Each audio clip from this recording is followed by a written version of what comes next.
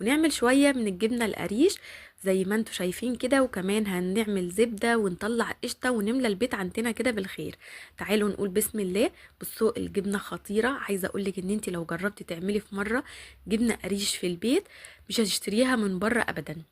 وهقول لكم على طرق كده نحول بيها الجبنه القريش ونخليها جبنه كريمي لو انتي ولادك ما بتحبوهاش.